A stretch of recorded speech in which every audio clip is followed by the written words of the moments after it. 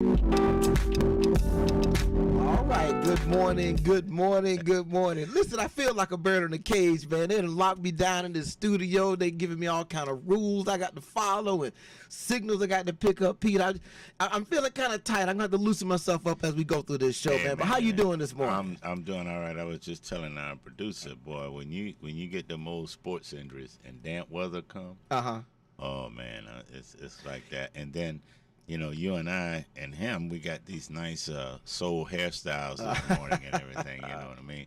But Clint, I'm coming in this morning, and I come down through because you and I and our producer and Anna, we're all hood people, and people have to understand good hood people are good people that was raised in the neighborhood. I mean, you had your family, and then you had the extended family. And so people always say, well, why you say you're a hood brother? You're doggone right, I'm a hood brother. I love my neighborhoods, even today. And I'm coming down through Lake and everything as they prepare for this 4-year-old girl's funeral today. And man, I wanna be like the Muslims under the old man Elijah Muhammad and say, hey, you know what? We ain't having this in our neighborhood. We gonna protect our kids. They didn't need no white people or what they call white devils. They didn't need none of that stuff. If you mess with little children and elderly people, and particularly elderly mothers and grandmothers, you got a problem. And I'm coming through that today, and then thinking about what happened at this trial in Tampa. So let's hold for a minute. So let me back up. So a couple of weeks ago, there was a 4-year-old that was killed. Tell us a little bit about the facts of that piece. So all people right, out here's there, what's happening. If you know the East Hillsborough area of Tampa, where that shooting occurred, it's around 43rd Street up to 40th Street. But the car that you have a mother, a male friend, and a 4-year-old. Okay. They're coming down Hillsborough, and then you got a car behind them. Now they're not. This car behind them was not a hoopy, a hoopster, whatever. It was a, Infiniti or whatever the case may be, and they fired into that car. So obviously, and is there any reason that we understand why the firing took place? Well, it was a deliberate hit. Okay. So on the street, a lot of people saying, "Hey, it's going to be retaliation and all," but the thing about it, when you look at the mother and her friend that survived, there's no way, the way I think about it, that they cannot have an idea of what went down prior to all of that, or some beef, or whatever the case may be. It wasn't an innocent firing in there. It was targeted. They were somehow. Absolutely. Everybody knows that. And law enforcement. So we got a bunch of things in there to unpack, Pete. The first one is a criminal element such that you target children and women. I kind of think I'm not sure whether the shooters realized that the 4-year-old was in the backseat. But they knew there were women in that car. Yeah, well, I'm going to tell you something, because I grew up in West Tampa, like you said, and I'll say it the way that it, is recognized within. So I had an older brother, Carl, and let's just say, Carl made sure people didn't bother me. Yeah. So I wasn't the tough guy in the family. I was more academically inclined. I mean, and so there would be moments where things would start to happen and get out of control in the neighborhood, and somebody would say, "Well, you can't pick on Clint with this. Why? Well, he's not a fighter." I said, "Yeah, y'all, you can't come jumping on me. Let me go get my brother. He's the one in the family that handles these things on the street." And then he would come out there and clean it all up. There were like these unofficial rules of who engaged with who. And if you didn't involve with the criminal element, the criminal people didn't bother you.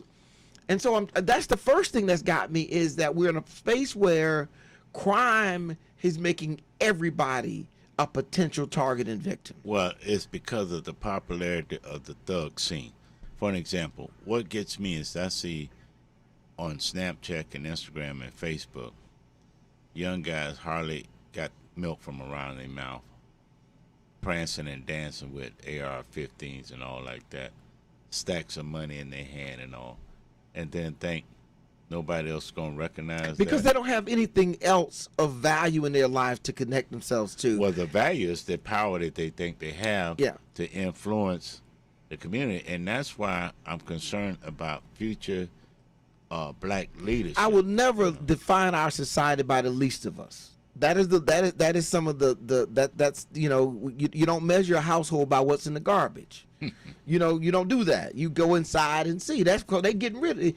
But let me just go back to now where that feeds us into today, because for several shows, Pete, we've talked about what's happening in black communities around this country. This is just a shooting here in Tampa for those listening in, but this is all over the country. You're having violent, and for those of us sitting, I would say not in the mix of those moments, they seem like senseless killings, but the level of frequency and repetitiveness of it and the broadness of it around the country seems it's connected to something. It's social style, social status. Excuse me, whether we want to admit to it or not, we have allowed this fake social scene, this fake lit scene, this fake making it rain scene, and all that kind of stuff to be the style of the day. So whether it's the 4-year-old here, the one in McDonald's, the whole bit, right? And then you see it as a lawyer. We were talking about it before we came on the air about this local case. Let's talk about that real quick. Okay, for those out there around the country listening in, we're in Tampa, and so it's a Youngblood trial. You want to look it up. If you Google Tampa acquittal, Youngblood brothers, something along those lines. We and the basic facts of that case, to make sure I'm correct on this, Pete, they're on the interstate driving along, and they shoot into another vehicle. A targeted shooting. Almost like the 4-year-old, but it's another vehicle, and a witness comes forward. I think it's 2 witnesses that come forward, correct? And they are arrested, and this week we finally had the trial. And what happened in the trial? What happened, Pete? When it came for the witnesses to testify, including the girlfriend of one of the shooters, who she has a right not to testify against herself. Nobody testified and all, and so based on the testimony, lack of testimony, when the public defender of all people, who very seldom get a direct verdict of acquittal for their clients, that. What's the mafia movie where the guy won't testify? It's not Scarface, but Tony the Godfather. And suddenly the witness gets him there. You can't remember the facts. You can't testify. So that's kind of what we had here. And what's interesting in the case, you had, I mean, it was clear cut that everybody knew each other in that shooting. Right. And so, and I told people, I said, when you get a direct verdict of acquittal in a case like that, that ought to send a chilling message. Because I'm afraid that what's to stop the alleged defendants, because you can't say they guilty of anything anymore, what's to stop them from repeating the same type of situation? Now you're on to something, because this is a sign that crime has reached another level. Because now our criminal system, Pete, depends on witnesses and people testifying. And organized crime has always used intimidating witnesses from testifying as a way of getting off. And oftentimes people say, well, why don't they prosecute so-and-so? Why don't so-and-so go to prison? Well, somebody's made play to pay the visit. Or and so if this works in this case, what's to stop this? Nothing right now. It's gonna have to kind of burn out, because it's the style. You have to see, the way I look at stuff like that, I look at the whole social scene. When you look at all these networking and social media thing and all, and you see people saying, hey, I saw an Instagram account of a young lady that was bragging about the guy asked her, hey, I need a short 38 or whatever. And she said, well, I can tell you where to go get the 38. And they were talking about right there on 50th Street and Sly. But I had a holster for you, but I threw it away. and so you're doing this all over the place, where once it's out there and whatever it is there. But it's a whether we like to admit it or not, it's a social style that will actually mutate more and more until we as a community is say, hey, and I'm not just talking about old G's and old school people in the community, but I'm talking about young people who are in a better position to influence, wake up and say, hey, you know what?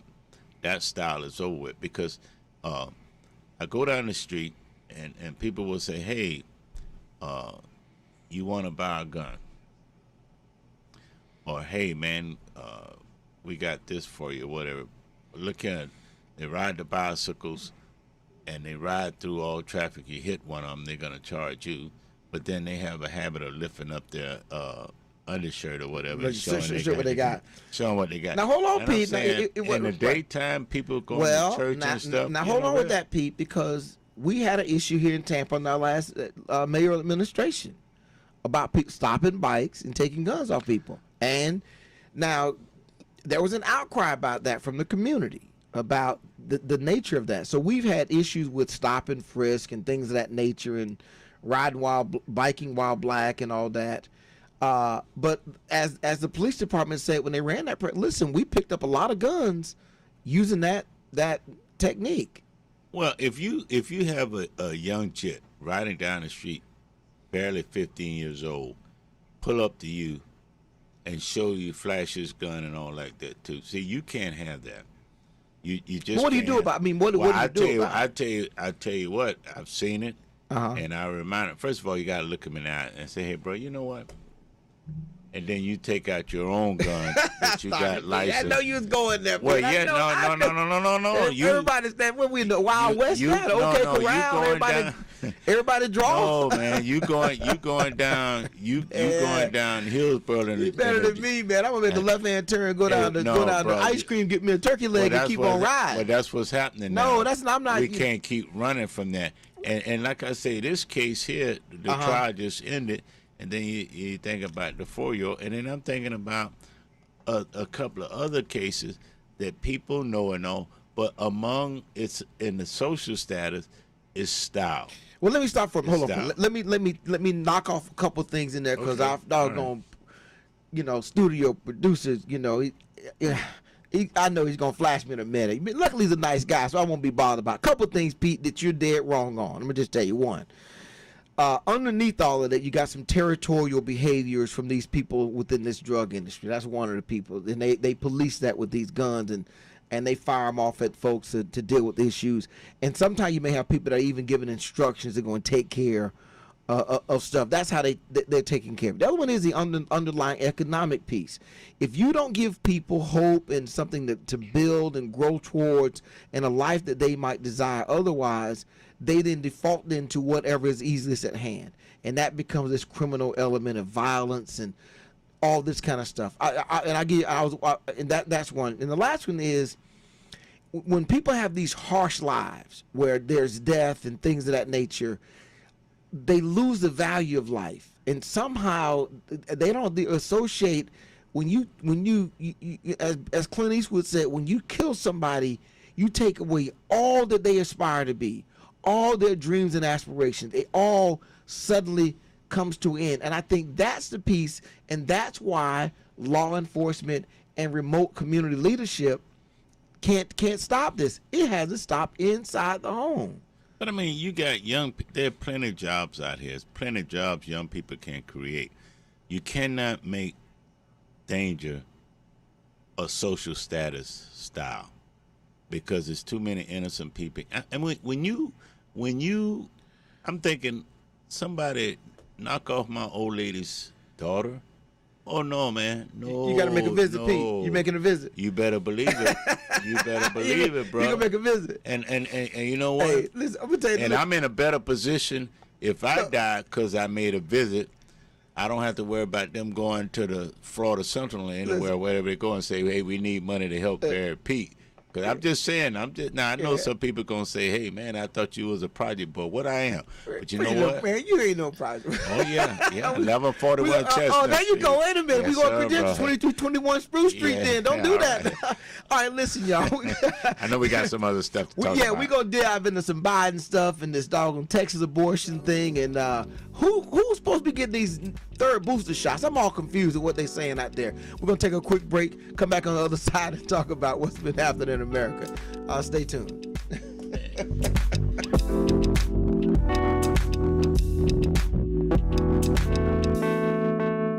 Don't miss the first annual Amateur Grillers Cook-Off coming to the Tampa Bay area on Labor Day weekend, September the 5th. Hosted by the Dr. K.C. Patel High School, located at 10721 Rollison Ranch Road, right here in Tampa, from 11 a.m. to 5 p.m. There will be a $500 cash prize to the best amateur griller. If you feel that you've got the skills, then you need to bring your grill. It doesn't matter how big or how small. You can drive it up, push it up, pull it up, or even let grandma and grandpa help you set it up. Just bring the entire family out and enjoy some of the finest amateur grill meats. Sample the sauce and find out who has the best sauce. Bring your meat and put it on a plate, and let's see if you have what it takes. For vendors information, text 813-965-4456. Hey, this is Agent Wright, better known as Mr. Clean. You looking for some great barbecues? Come see them two brothers in the grill, located at 423 Virginia Street, Charleston, West Virginia. We got ribs, chicken, pulled pork, brisket, collard greens, mac and cheese, baby. Come get some and get you a nice, smooth cigar. 304-550-4431. That is 304-550-4431. Come get some, baby. The Rib Man, mama, the Rib Man. Excuse me, but do this station keep you in touch? A lot. How do you like the music? A lot. Do they play your favorite songs? A lot. And in just 2 words, how do you like the station? A lot. There you have it, folks. The moral of the story is our listeners like us A lot. in touching you 24/7 on the World Wide Web. We're In Touch Radio.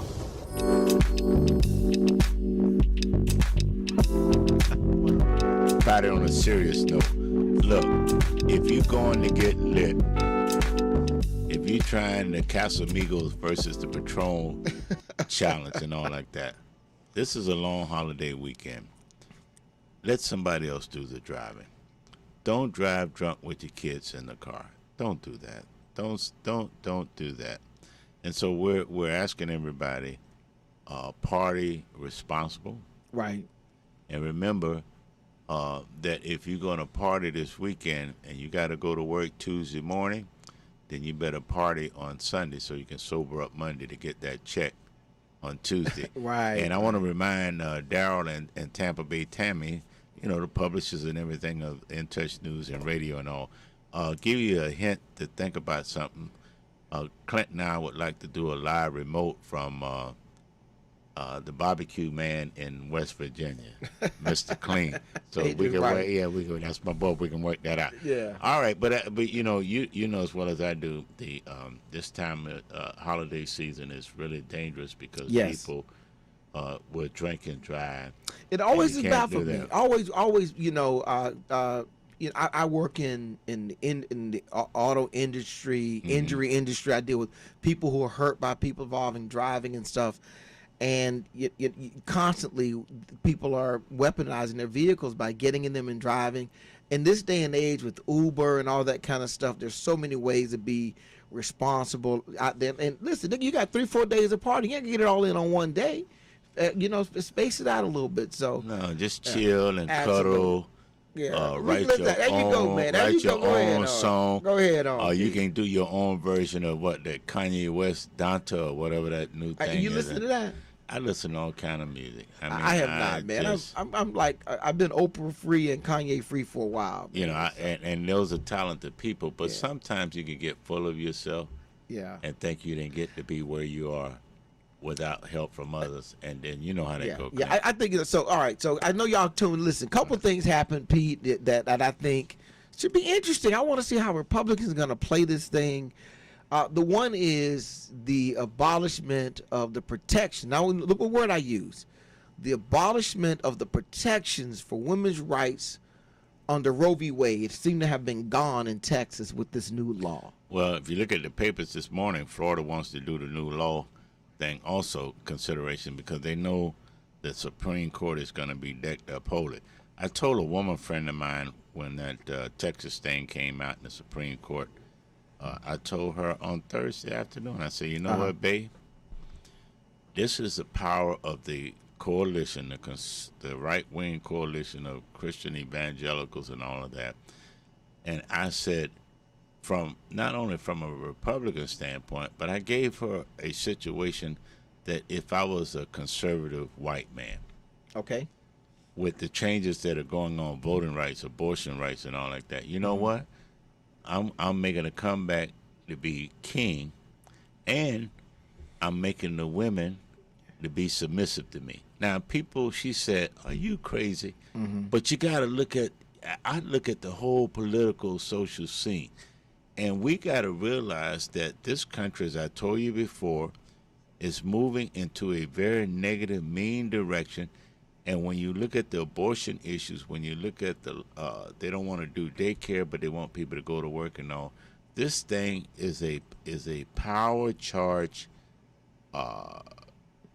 invigorated fact that if I'm a white man, all this is going to help me be back in power. Well, you hit the key word. Now you said the word. Now the word you said was power, and I've always envisioned most of the things that America has done that discriminates, disenfranchises, all that limits. And if you go back to any of the lot of dynamics of how America's set up, it was about controlling personal control and then monetary control. We're going to restrict where you can buy, where you can go, what you can do, and at the same time, we're going to maintain economic power at the same time. And if you stay in your mindset of I'm subjugated to this authority, and I stay in the mindset that I have the power, everybody plays their role, we'll just go along fine. And that's what we had fought for a long time after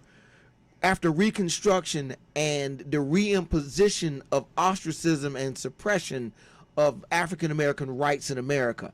People went along until the Civil Rights Movement. They kind of ducked. And I'll tell you, the thing that blew that thing open was sending those soldiers off the war twice, First World War, Second, and they learned to fight and stand up for themselves and put their lives on the line. And they came back and didn't necessarily go out in the streets, but the spirit of fighting was alive and well now, and the fear of all you can do is kill me at the worst, and you already asked me to die already. So I think in that concept, I put this kind of law as one of trying to remind women you don't have complete control over yourself. Well, here's the other key thing to that, and I want to look at the producer's face when I say this. I'm a white evangelical Christian male borderline extremist. I got a white wife who understands you submit as what they interpret in the Bible to your husband. So that's one partner I got. Okay. I got business partners who want to make money, and they want to be able to do things without saying, hey, I got to hire this person, I got to hire that person.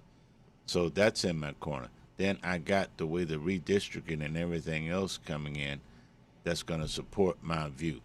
And then I realized that blacks, gays, young people, they fly by night if it's a photo op or something, but they're not consistent in defending their positions of trying to get shared power or whatever.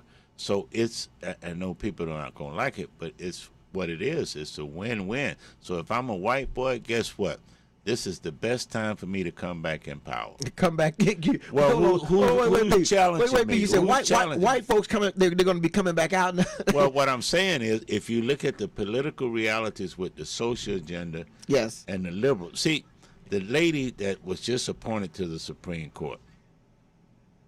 Now I'm gonna keep it real. They had her on with her kids and an adopted black female. You saw that, right? Right. Yes. All right, but here's the thing about that. If I'm a brother which I am, from the hood, the first thing I said when I saw that, well, all these black children need adoption in America. Why did she have to go out and get a black girl that's not an American? From another country. You see, that's a fake play. And you know, good Republicans, we keep it real, and we look at things. Nobody believes that. Nobody believes Republicans keep it real. I'm keeping it real now. You are. That's a fake play. That's not the Republicans. Pete is keeping it real. That's a fake play. I get I'll that. tell you another fake play. You look when they had the Kavanaugh hearings, right? Okay. They know he's going to be anti-abortion and all like that. Now, what did he have in the background behind him, supporting him? You didn't see not one black male lawyer. Correct. He saw sisters. Those are his ex-clerks. Okay, as clerks. So the theory behind that is the sisters that I can fill out that anti-black male. Them the ones I'm gonna pull in my corner. Wait. Okay, I'm just saying now. Yeah, I know you don't like. That's a lot of dots you just connected That's there. going deep, but man. let me say, because he has said that Kavanaugh had said one of the things he's done of his career is trying to give women opportunities by giving them clerkships. So he's had a predominant number of women. Now there are other guys that had women around them too, but they had them around for other reasons, like Cuomo. His staff was full of women. Oh, yeah. We had them for a different reason. But even in that, though, we're in a space now where now these other states are looking at that law.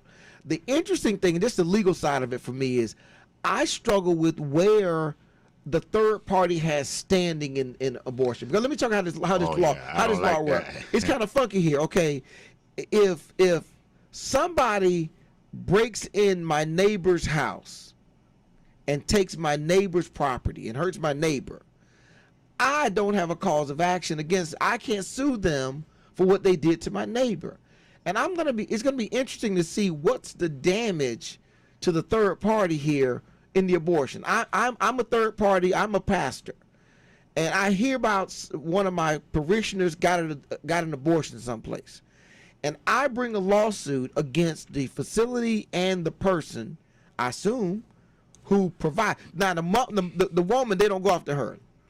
But they go after the Uber driver, the delivery, whoever was involved in facilitating the abortion.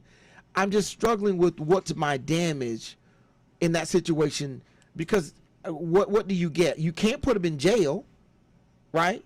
But it's not designed to put you in. What it is designed to break you down mentally. And as I said before, when you look at the totality of the sum total of all the parts, it's part of a trend to move America backwards, where you're going to have a combination of post-Reconstruction and then right after the Depression. And so when you line it all up, those extreme right-wing Republicans and those who are closet extremists, but they sign up as a Democrat because it works. You got racism. Now, I got I could see the position the Republicans took with the voting rights stuff. It's just a power play. Power fights for power. It just does. And to say that it won't, I'm sorry. If a tree is in your yard and it runs into the sidewalk, there's going to be a battle between the tree and the sidewalk, and we'll see who wins. If the tree wins, the sidewalk comes up. If the tree doesn't win, then, it dies off. I'm trying to figure out politically how this plays for Republicans. Well, it makes good sense, because we have what we have is a re-energized white woman lawyer to being, and a lot of women not gonna like that, but they lawyer to being second in command. They all right with that. So, but they gotta have. But what is it? 70% of black households are led by a single woman. You don't have this kind of massive structure where you have to have women subjugated inside a household. And once women start making after we found out the World War II, they start getting employed, they start making their own money, and brothers roll up with that. You mow no more than I do. You roll up with your game not tight.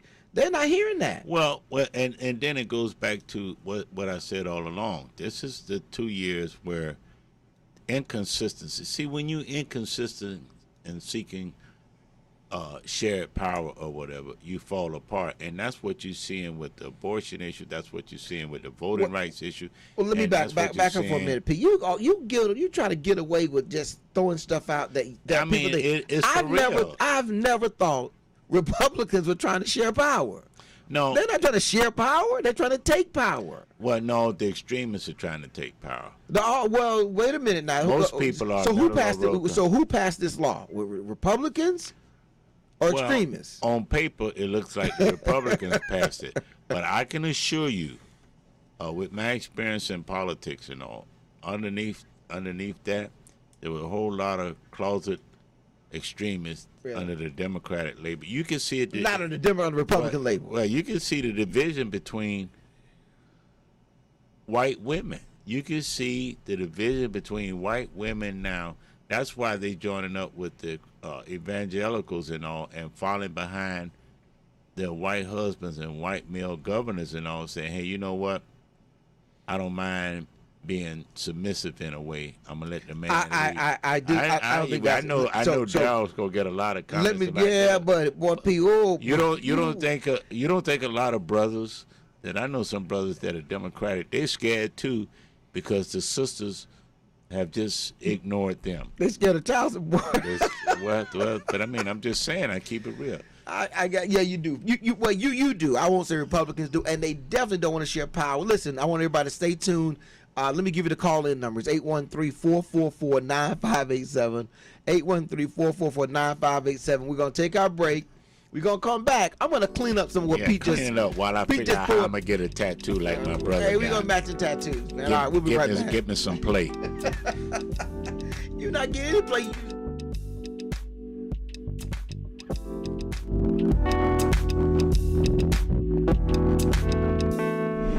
This is Kevin from Steppin' With a Vision, where I teach the smooth art of Chicago-style stepping. Join me on September 24th and September 25th as I celebrate 40 years of recovery, and I celebrate my 67th birthday. Yes, 2 nights of dancing and dinner. Workshops on Saturday the 25th if you want to learn to dance at 3315 Lemon Street in Tampa, 912 East Fletcher on Saturday. See you there. Call Ricky. Ask Ricky. You need medical or a lawyer?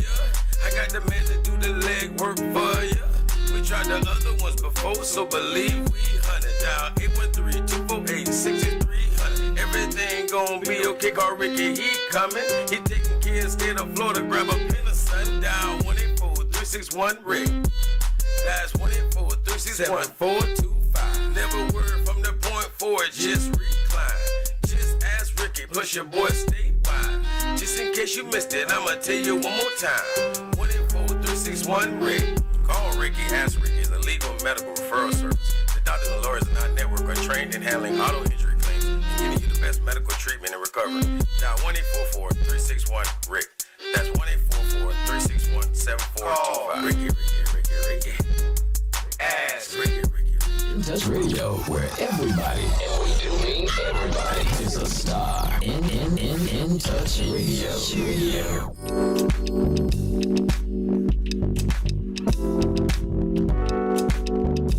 Can of worms you opened up there. Well, you got it. You know, at the end of the day, and we were talking about it, at the end of the day, you have to see reality not as a fantasy. Uh-huh. It is what it is. My dad had this term, regardless of how you hurt and the pain you feel, that if you live through it, all wounds, if they heal, you keep on living. But the scars will remind you how far you come and will remind you what you don't want to repeat. Absolutely. And so you use that as an incentive to always improve, and that's what life is all about. And we're in this circle now. As I told you before, from a legal standpoint, don't be surprised that you're going to see rollbacks from the civil rights laws of 65, 68, 64, and so you're seeing a part of it now. And when you look at the makeup of the Supreme Court now, who you got a guy like Stephen Breyer. If he was that age, and he's not feeling it, as a Republican, and Trump was in, he would have stepped aside. But he says he's not gonna. He had already intimated. He didn't say it out loud, but he doesn't expect that he will be part of another in the 2022. Well, but I mean, it is set up.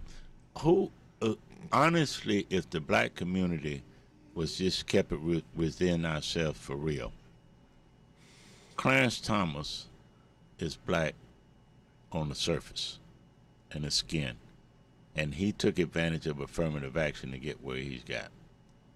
But does anybody really believe? And he uses the texture strict. Let's talk about Clarence for a minute. I'm gonna talk about Clarence for a minute because he's going back everybody else. All right, so I actually had a great conversation with Clarence Thomas about some of that directly, personally. Sat down and talked with him when we had him as a speaker at Stetson, and we had a fireside chat, and I had the opportunity to sit down and talk with him. And his perspective is if you make special accommodations to advance equality, it takes on an unnatural structure that you then have to continually maintain. But if you don't do that, and in his words, you do it by merit, just by grit, and you just by grinding your way through it, it's going to take you a lot longer. But when you achieve whatever status it is that you needed to achieve, it'll be much more grounded in principles that will uphold the advances you've attained, and you won't be at risk of losing them so easily. Now, I mean, that's an academic and elitist way of maybe looking at it. But like you said, because of the way that certain rights and things were gained for black folks in America, you're constantly having to fight for the rules to maintain that, or you lose it. And this abortion law brings that to clarity. But this is something, Pete, I just don't understand on the Republican side. Where are you getting more votes by passing something of that kind of a law? Well, the reason why, if I'm Governor Abbott, if I'm the DeSantis or whatever, okay, politically, it's to my advantage to pass laws like that or act like we need laws passed like that, even if I know from a legal standpoint and a president's standpoint that it's not going to hold water. Why is it to mean legally long term? Legally long term. Why is it to my advantage? Well, the advantage is I keep my base. The advantage is that I know within my base there are younger kids who are going to be becoming eligible to vote and all like that. That base is going to indoctrinate them into what I feel and their parents feel. But young people tend to be more liberal in support. I think that's changing. And here's the other problem in Texas. People are moving from California, liberal, to Texas, and they're coming from New York to Texas. But it doesn't mean that they're going to be liberal. I'll give you a good example of that. If you go up to where the villages are. Okay. When they were first planning the villages, it was a struggle. They didn't want that to be in that area because that's considered a real conservative area. When you go into the villages, initially, they didn't even want to hire young people. They didn't even want a high school in that area, okay, the way it's set up. Now, if you look at a lot of the people that live in the villages now, they're union retirees. Well, hold on. Okay? But we've always had we got our money, and now we're going to. But we've always had a culture of retirement people from the Northeast moving down to Florida. I think this was a bad play for Republicans. Listen, and we'll talk about Joe Biden in a minute. I thought this week Joe Biden was looking weak. You had the whole Afghanistan thing, which we're going to put behind us. People are getting worried about this whole third vaccine and whether science backs it up and all that. And he was kind of getting, and then they throw him this thing that unified the Democratic Party. But we don't vote. See, it's more when talking. You say, yes, we do vote. That's why Biden is in office. Listen, all we have to do is wait Biden out. Who's going to take his place? Biden. If you look at what's going on within the Democratic Party, even in Congress, you got AOC, you got the blood. Don't be distracted. That's a Republican distraction. But but okay, when George Bush was in office, nobody could see Barack Obama yet. He came right. He came fresh. There may be people that we're not considering right now that could emerge. And to say that we've always in America had great leadership emerge for the moment, except for Donald Trump. I'm gonna put him aside. So I'm not so worried because right now I can't tell you who should be the next person. I really can't tell you who that person should be on the Republican side either. You know, there's some kooks out there that's circulating. I can tell you this here, from a historical standpoint, as far as presidency go and the potential to be presidency. We had a black woman who had a good opportunity, just the timing was off. That was Shirley Chisholm. So she represented the black female. Barack Obama, on the surface, represented the strength of a black male. But when you look at a lot of his appointments and all for judges and all, you just can't. You can't just. I mean, I'm just saying. So right. I'm telling everybody. That's one area. That's I'm one telling area. everybody on Facebook and all.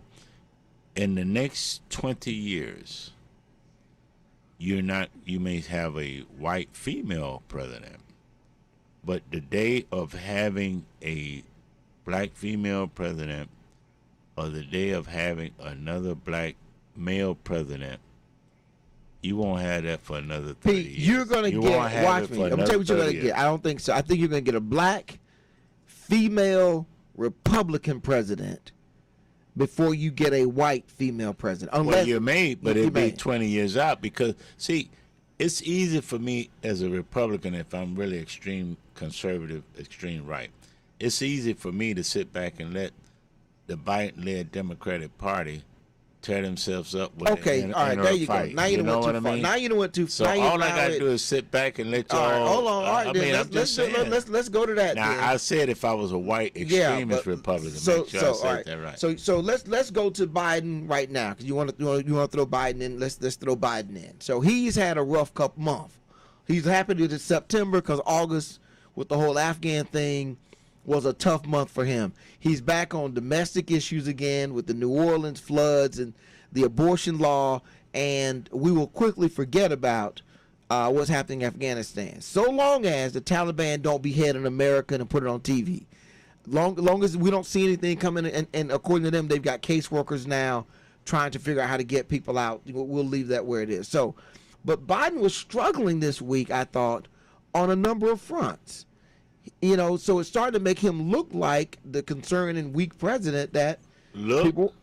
I mean, his own people set him up.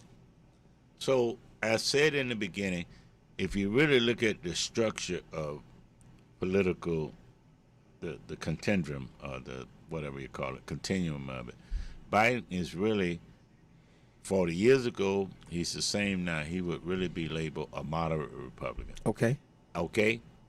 And once the mid-year elections come in, he's going to be even weaker, not so much from the known opposition of the Republican unified in opposition of him, but you know what's going to weaken Biden? His own people. Because if you look at the Democratic Senate, they can't see eye to eye on anything. And so it makes it easy for those of us who are Republican and conservative extremists. All we got to do is keep our base, drop a little dime here and there, and just wait. Listen, I don't know what did your grandmama used to say? You wait your enemies out, and they become your footstool. So okay, but the implication there is somehow the Republicans are more organized or cohesive. You just gave the Democrats an agenda to run on. You gave them voting rights and abortion. Well, classic fighting issues. I think the suburban women now that you want that put Biden in office, they're not gonna. No, they won't. And I'll say this though, there also is the Republicans have to come up with somebody who's more electable than Biden. Biden got elected not because of who he is, because of who Trump was. And I think whoever the Republicans bring forward, the first thing they have to be is they got to go kiss the ring and prove they're a Trumpite. And if they're not a Trumpite or a Trumper, they can't get out of the primaries. And that's going to turn off that, you can't go tell suburban women, listen, we're going to pass more abortion restriction laws. You can't go. You can't run on that nationwide. Suburban women will hold their nose and allow that to happen if they think it's going to affect their power structure of white suburban women. Well, decrease in power. Well, I'm just saying. Well, think about what does it do? What community you think has been most impacted? Well, my thoughts are the African American community has been most impacted by abortions because right, more. But we don't vote. We do vote. We voted in Obama. We voted in Biden. What do you mean we don't vote? All right. So when we get to discussion again, and you say OG Pete was right, hey, keep it real. We'll see you next week. No, we're gonna take. We got another thing. I got more stuff coming. Okay, go ahead, man. You don't get out the trap that easy. You don't get out. Hey, listen here, bro. Listen, black men all over the country, take care of your women, your daughters. We're gonna talk. Let's talk about that after this break. Pete. We'll be right back. Let's take a break. Right back. I was ready to sing Pretty Moon. Go ahead.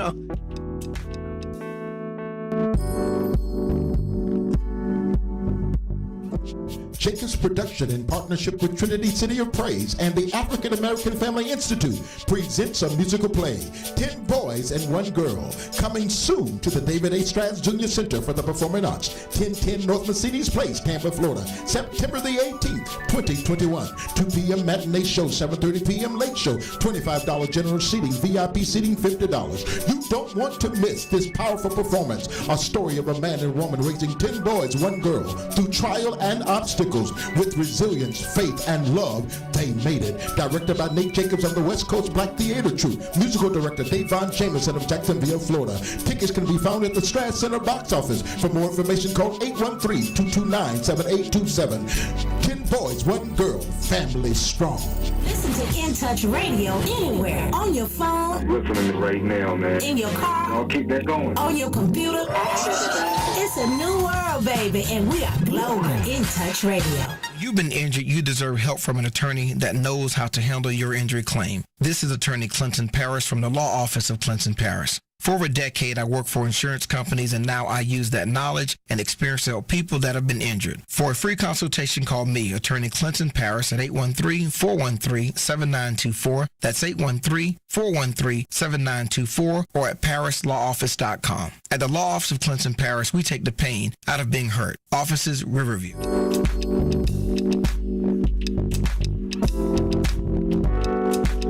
All right, Pete, we back live for this last session. You're trying to get out here early. I know you got some commitments out there. And listen, you know, one of the horrible things that we got to sign up new people for the younger Republican Party, where we can get a balance of ideas.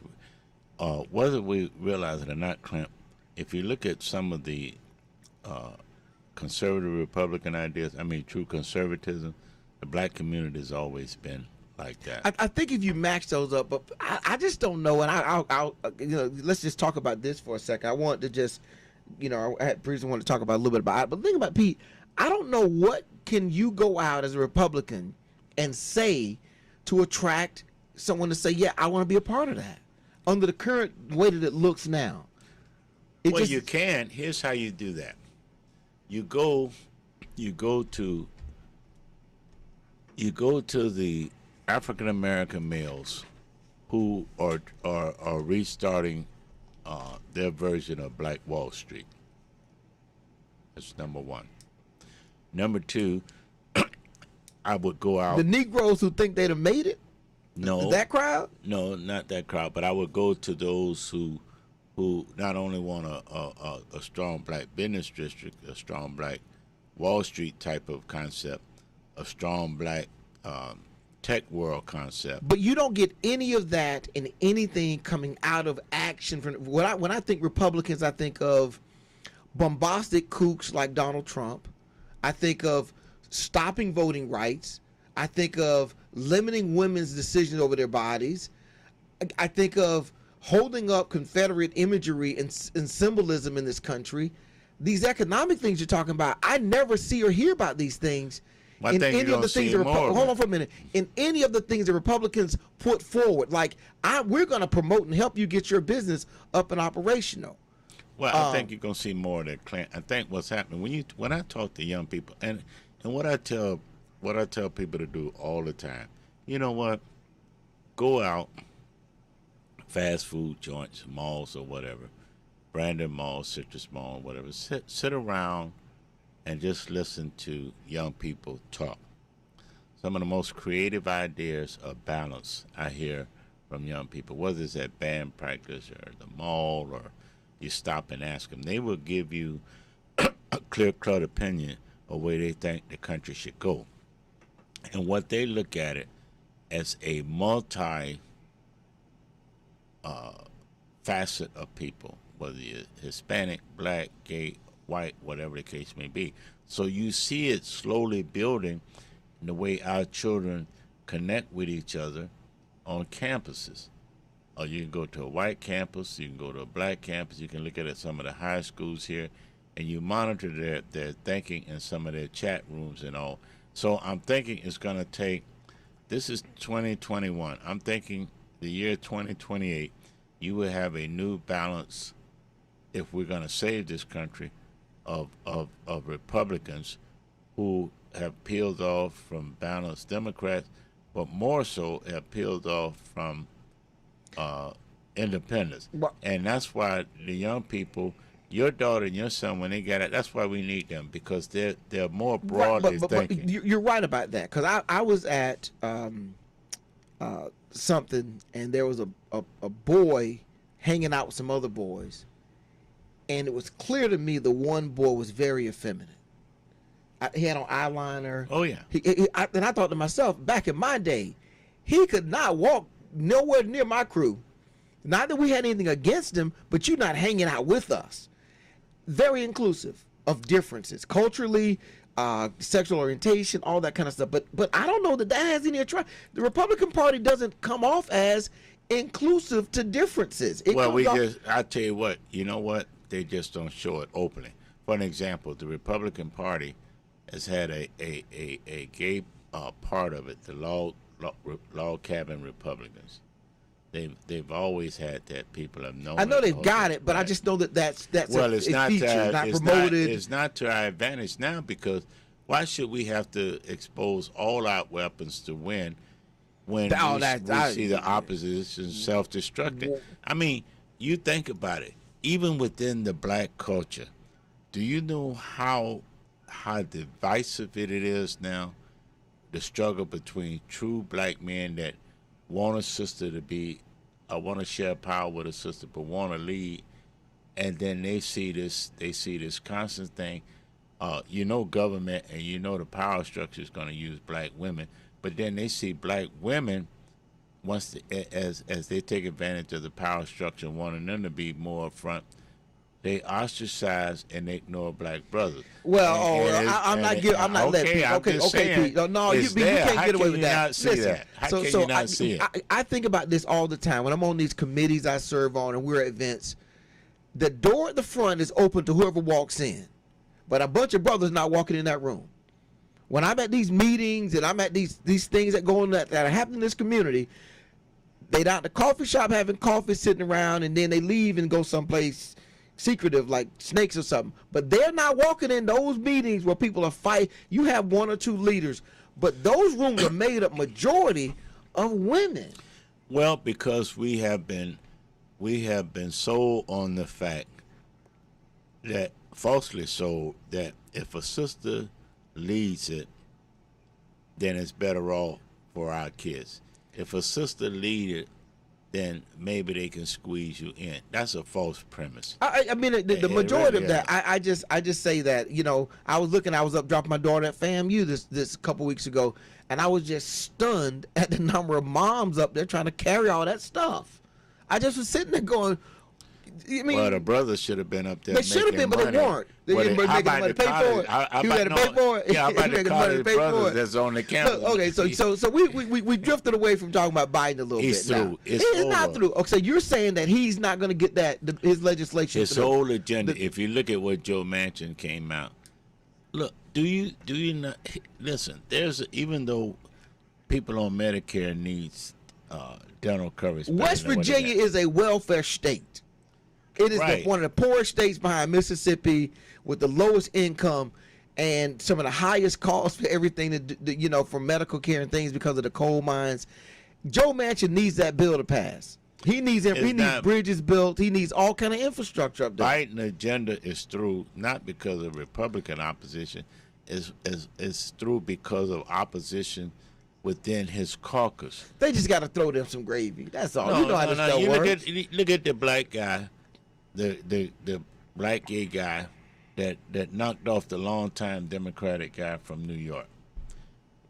Now, if you research his background before he got elected, he had a little bit more balanced approach. Even though it was progressive, but it was a little bit balanced with reality. Now this joker, take him. Yeah, but that look. All right, take him and compare him to the black man that's coming in to be mayor of New York, right. Eric Adams. Got stay for a minute, right? And that's let's. Here's what that legislation is about. That legislation is about pork, Pete. That's all that's about. If all they doing is checking boxes, okay, did you get the bridge you want in your okay, good, you good. All that says to me is anybody who's saying I'm opposed to this hadn't got their piece of the pie yet. That's all. Well, I'll tell you what. And they're gonna slowly check it off. Hear me out there, listening world. I mark this tape. Yeah, mark this tape, but also go online and read Untouched News. And did you see the edition? Yeah, man, that's spectacular. I could imagine my public surprises are coming. Now, there's going to be some recognition for that article. So, but anyway, it's over for the Democratic Party because of self-destruction. It's over. Are you joking me? You guys you still. I don't know where this comes from, Pete. I would not doubt that there are issues in the Republican Party. Afghanistan distracted Joe Biden and took a little bit of his momentum. I think he's going to be back on track now. The legislation. It is going to be passed. The unifying factor now between the Democrats is going to be this abortion threat across the South, across the country. It won't happen. And Trump reasserting himself for no good reason except to promote people like Herschel Walker. It won't happen. And even with all the baggage Herschel got, he's going to win. He can't win. He's got all these domestic assault issues and mental health issues. Look. What did Malcolm X say? By any means necessary. And as far as the base of the Republican Party and Herschel being a star, and once he was able to cross over like Clarence Thomas, and then really Clarence Thomas can't win an election. Well, the numbers aren't there. No, but look, once Herschel was able to cross over into that other world, and then go against that other world, never stepped out about civil rights or anything, that made him a king within that world. That's why he's gonna win. I think the Democrat. Herschel Walker will win by at least 3 points. Go ahead and you close this. All right, so we're gonna be again. I don't know where we're going today. Daryl, did he send any food over today? Let us know, Daryl, what you're doing later. We'll come out there. But don't forget next week to see us again, and we want to hear your comments. Just tell us, hey, I don't like this new look, bald-headed, sweet Pete because he's a Republican. I'm all right with that. And we'll go out, have a date or something and talk it over, all politics, no business otherwise. And you'll find out that, hey, you know what? He speaks more truth to power than some of the black leadership that you all have elected that had faked it like they for you, and then once they get in office, you don't see them. All right, Clint, I'll leave it at that. Absolutely. Y'all have a great week. We'll see you back. And let me wave to the camera. Yes, it is me. All right. Bye-bye, everybody. Boy, Pete, you a man.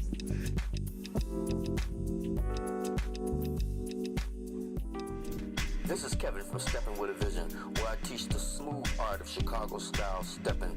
Join me on September 24th and September 25th as I celebrate 40 years of recovery, and I celebrate my 67th birthday. Yes, 2 nights of dancing and dinner. Workshops on Saturday the 25th if you want to learn to dance at 3315 Lemon Street in Tampa, 912 East Fletcher on Saturday. See you there.